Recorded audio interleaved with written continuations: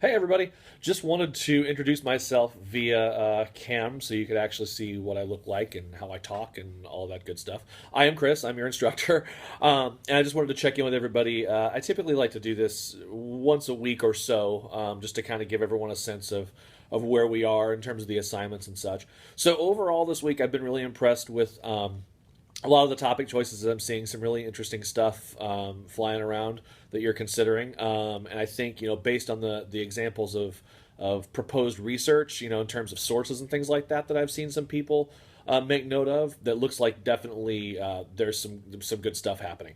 I thought I'd throw a few things out there just for clarification with regard to, for those of you who are maybe stumped or still kind of looking for suggestions with regard to topics and stuff like that. I understand this is a difficult process and kind of throwing you in the pool and having you pick your topics and really kind of nail down the parameters by which you're going to explore those in the first week is a little intense. I do understand. So typically, I've found that people have the most luck with topics that are based in either. And I'm not saying that you have to choose one of these areas. I'm just saying that typically I see a lot of success in these areas. Either science, areas of science, areas of medicine, anything where there are, just as the research assignment dictates, you want to make sure that your topic is something that can be argued from two distinct sides, but also in a completely unbiased way.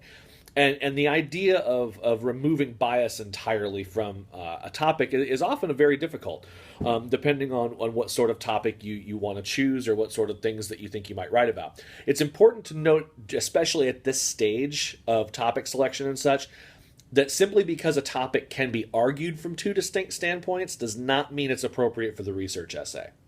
So let's say I'm a big coffee drinker. So let's say I was going to argue, just for the sake of picking a topic that reflects what I mean. Say I was going to argue why coffee is better than tea, right? Well, I could sit there and maybe I could research, maybe some of the health benefits of why coffee would be better for someone than tea. I don't know that that's real. I'm just making that up. But for the sake of kind of creating an argument structure, could I build an argument out of that? Sure, of course. I could build an argument that says coffee's better than tea and here's why. And the opposite side of that obviously would be, nope, tea's better than coffee and here's why. The issue with that, though, from a research context, is that ultimately it's entirely a matter of opinion. That's a topic, it can't be definitively argued based on research, right? So I could throw all the facts in the world out there, but at the heart of the matter is the fact that whether or not you decide to drink a cup of coffee or tea, that's up to you, right? And it's purely subjective, it's purely individual, and there's no way to argue it in a universal sense. So when you're thinking about your topics and you're thinking about topics to select, kind of consider the universal nature of the topic and if that actually works. Can you take a topic and say, all right, well, someone may disagree with my stance on this issue, but I've supported my stance with credible research, with evidence from, sources that are considered to be scholarly, and that information is concrete. That information is factually based. Whether or not someone agrees with the idea overall is another story. Which is why I say that topics that are rooted in medicine and things like that often work very well, because even though someone may have a differing opinion about an area of medicine, let's say euthanasia, I see that periodically. And typically papers on that work quite well because people, they are divided on that issue. Some people believe that it's morally acceptable. Some people believe that it's not morally acceptable, and that's fine.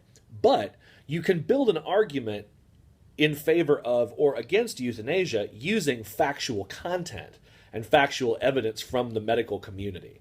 And that's kind of what the foundation of the research paper is that unbiased research that doesn't take one side or the other. It just is what it is. It's factually based, and you're using that information to build an argument that supports one side or another of an issue.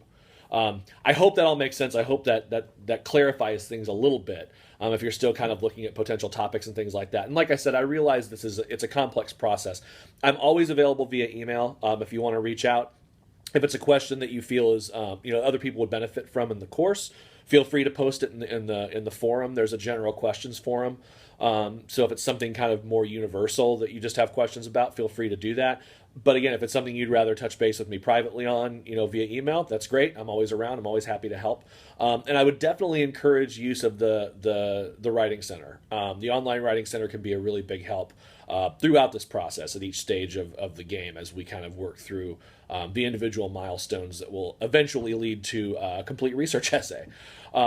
So with that said, like I said, I just wanted to check in, introduce myself this way, say hello to everyone, and I'll continue reviewing your topic selections and making suggestions as I see it appropriate. And I look forward to seeing what you come up with. Have a great weekend.